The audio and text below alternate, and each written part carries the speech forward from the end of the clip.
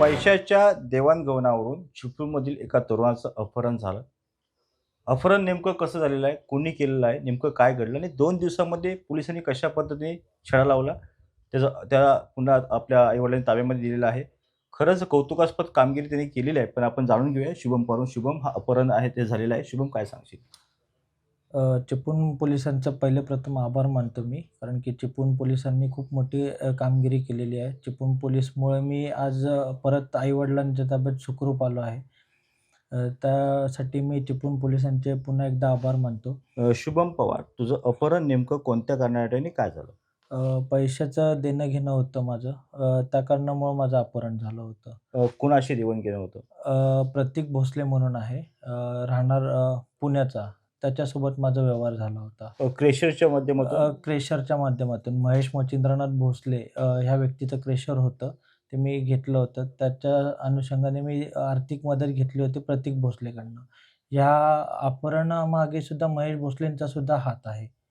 हा आरोप तू स्वतः करतोयस. मुळात जे काही पैसे होते, देवाण-घेवाण जी होती, हां. त्याच्यानंतर जे काही प्रकार घडला म्हणजे वाटतं काही तुझे हप्ते चुकले असतील, काय केलं? माझं ऑक्टोबरपासून ते जानेवारीपर्यंत मी त्यांना परतफेड केलेली आहे. फेब्रुवारी-मार्चमध्ये महेश भोसलेंनी मला अडचणीत आणलं. म्हणजे माझ्याकडनं क्रेशर परत काढून घेतलं.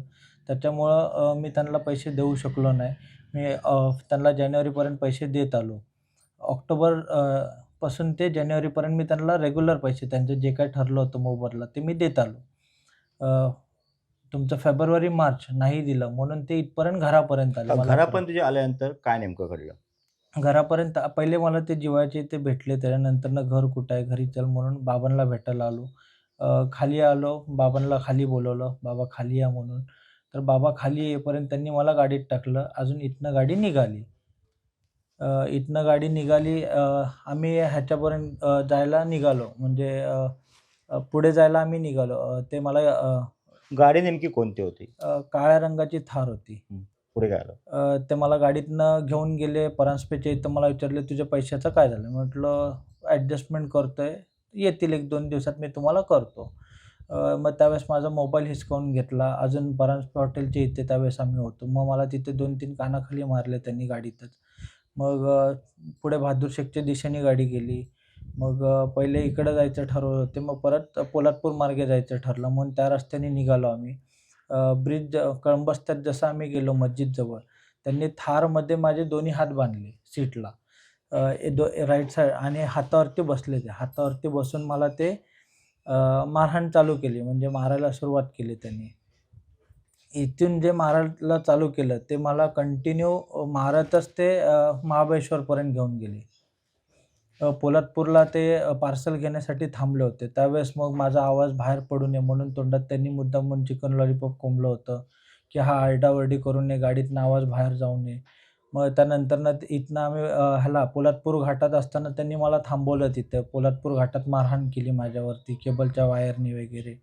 त्याच्यानंतरनं तिथनं मला म्हटले, "तुझी शेवटची इच्छा आहे ना, बाबांशी बोलून घे." म्हणून बाबांना मला फोन लावून दिला. बाबांसोबत बोललो मी त्यावेळेस. मग त्यावेळेस कळालं की बाबा पोलीस स्टेशनला आहेत म्हणून. मग त्याच्यानंतरनं फोन कट केला. फोन कट करून मग तिथं मारून परत मला पुढं घेऊन गेले. त्याच्यानंतरनं परत बाबांना फोन लावले. म्हटले, "शेवटचं एकदा बापासोबत बोलून घे." म्हणून मला फोन लावून दिलं. मग त्यावेळेस बाबांशी माझं बोलणं झालं. बाबांना फोन लावल्यावर माझ्यासोबत निकम साहेब बोलले. पी-एस-आय निकम साहेब आहेत ते बोलले. मेंगडे साहेब बोलले. मग त्यावेळेस मला खोटं बोलायला सांगितलं, की आम्ही चिपळूणमध्येच आहे. आम्ही मग त्याच्यानंतरनं जसं मेंगडे साहेब बोलायला लागले, त्यावेळेस सांगितलं, की आम्ही जेवायला आलोय. पोलादपूरला जेवायला आलोय सांग. पोलादपूरवरनं जेवण करून आम्ही महेश भोसलेला भेटायला चाललोय आणि महेश भोसलेला भेटून आम्ही परत चिपळूणला येतो. त्यावेळेस मेंगडे साहेब बोलले होते, की तुझे बाबा, आई आलेत, बायको आली आहे. ह्यांनी तक्रार दिली आहे तुझ्यावरती, की मिसिंग आहे म्हणून. म्हटलं, "साहेब तसं काही नाही आहे." म्हटलं. "ते जसं मला सांगत होते आरोपी जे आहेत ते मला बोलायला सांगत होते त्या पद्धतीने बोललं होतं." मी बाबांना त्यावेळेस बोललो पण, की तक्रार मागं घ्या म्हणून. मला ते सांगायला लावत होते, की बाबांना सांग तक्रार पुढे काय मागं झालं? घे. मग तिथून आम्ही पुढे मला तिथे दरीत ढकलण्याचा प्रयत्न केला. माझ्या कानात सोन्याची बाली होती, ती चोरून घेतली. तुला काय फुकट पोसायचं का आम्ही? म्हणून माझी ती सोन्याची बाली काढून घेतली. मला तिथे दरीत परत टाकण्याचा प्रयत्न केला. पहिल्यांदा टाकण्याचा प्रयत्न केला, ट्रक आला म्हणून थांबलं. परत पुढं गेलो, घेऊन गेले. परत तिथं टाकण्याचा प्रयत्न केलं. तिथं सौरभ चव्हाणनीच मला थांबवलं, ह्यांना थांबवलं प्रतीक भोसलेला, की टाकू नकोस थांब म्हणून. म्हणून परत तिथनं आम्ही महाबळेश्वरला गेलो. मला गाडीत टाकलं, महाबळेश्वरला घेऊन गेले. महाबळेश्वरला त्यांनी असं ठरवलं, की मला मांढरा देवीच्या घाटात मारून टाकायचं. म्हणून गाडी मांढरा देवीच्या घाटाच्या दिशेने निघाली. तेवढ्यात प्रतीक भोसलेचा फोन चालू झाला. फोन चालू झाला म्हणून तो त्यांनी प्लॅन रद्द केला. कारण की आपल्या चिपळूण पोलिसांनी ट्रॅकवर टाकलं होतं. ट्रॅकमध्ये सापडणार म्हणून त्यांनी तो रस्ता कॅन्सल करून परत हायवेच्या दिशेने लोणंदला गेलो. लोणंद मार्गे आम्ही सोमेश्वरला गेलो. सोमेश्वरला एका कॅनलच्या इथे बसवलं. तिथे बसवून त्यांनी मला पाणी वगैरे मारलं तोंडावरती, कारण की माझ्या नाकातनं, कानातनं रक्त येत होतं. तिथून मग आम्ही पुढे गेलो. तिथे एक सुपे गाव म्हणून आहे. सुपे गावाला फॉरेस्ट व्ह्यू म्हणून एक हॉटेल आहे. त्या रूममध्ये 103 मध्ये मला ठेवलं होतं. पूर्ण रात्र त्यांनी तिथं ठेवलं होतं. ते लोकं जेवत वगैरे होते. त्यावेळेस पण पाण्याची बॉटल फेकून मार वगैरे असा प्रकार माझ्यासोबत चालू होता. मग सकाळी उठलो आम्ही. सकाळी उठल्यानंतरनं एक सिम कार्ड होता. तो सिम कार्ड त्याने त्याच्या फोनमध्ये टाकला. अजून त्याच्या घरच्यांना फोन लावला, की आम्ही व्यवस्थित आहे. मग त्यावेळेस त्याने त्याच्यासोबत बोललं. दुसऱ्याने सौरभ चव्हाणनी त्याच्या भावाला फोन लावलं. सूरज चव्हाणला. सूरज चव्हाणची बायको पोलीस पाटील आहे.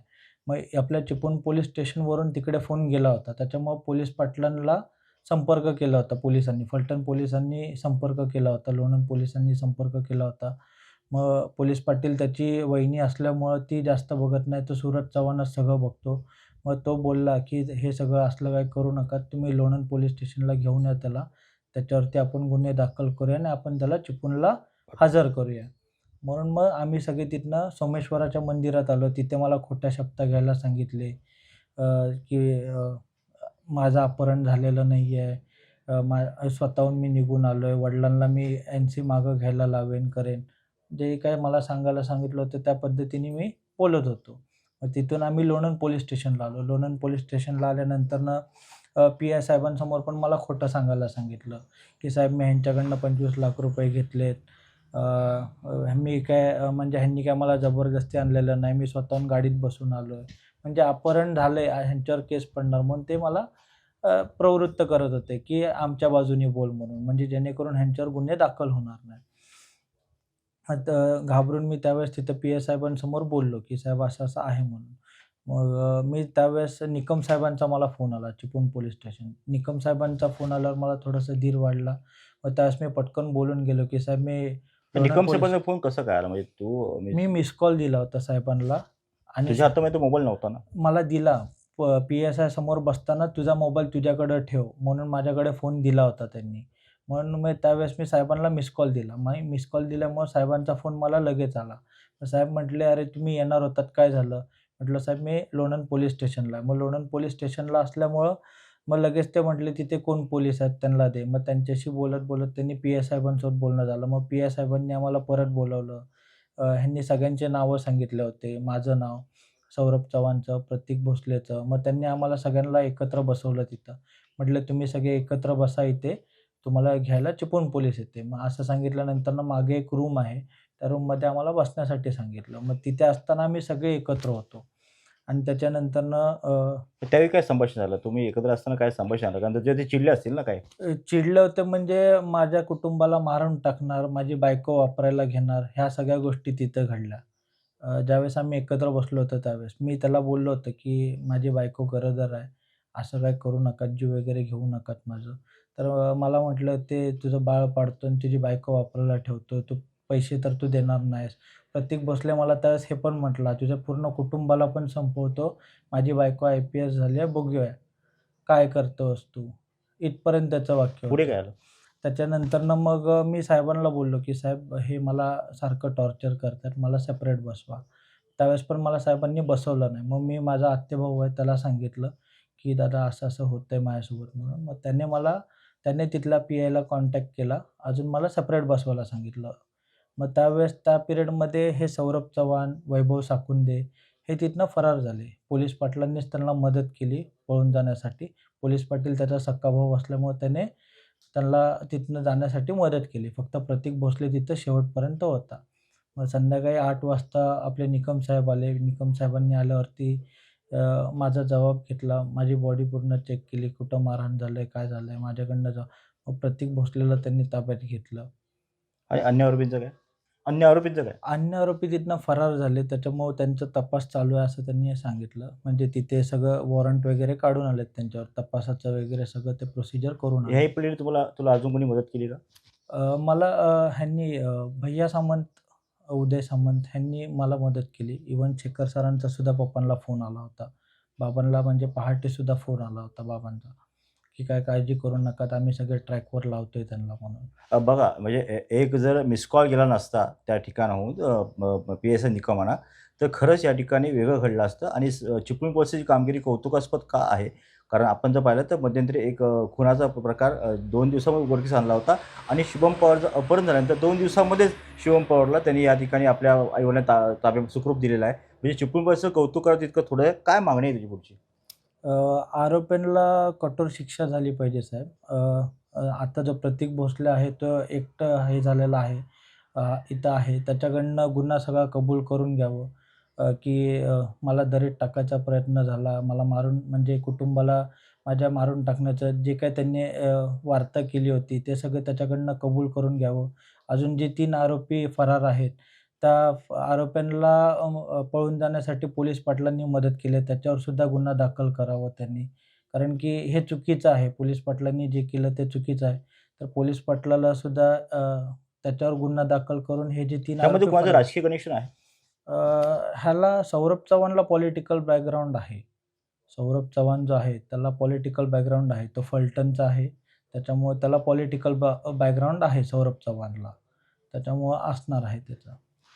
हे होता या ठिकाणी पाहिलं शुभम पवार होता. शुभम पवारनी सांगितलं कशा पद्धतीचं अपहरण झालं, कशा पद्धतीला मारहाण करण्यात आली, कशा पद्धतीने तो सुखरूप आपल्या घरी आला. खरंच अशा पद्धतीने अपहरण झाले आणि अपहरणची सगळी संपूर्ण कहाणी आपल्यासमोर नवराष्ट्राने सादर केलेली आहे. कॅमेरामॅन साहिल निसा नवराष्ट्र चिपळूण.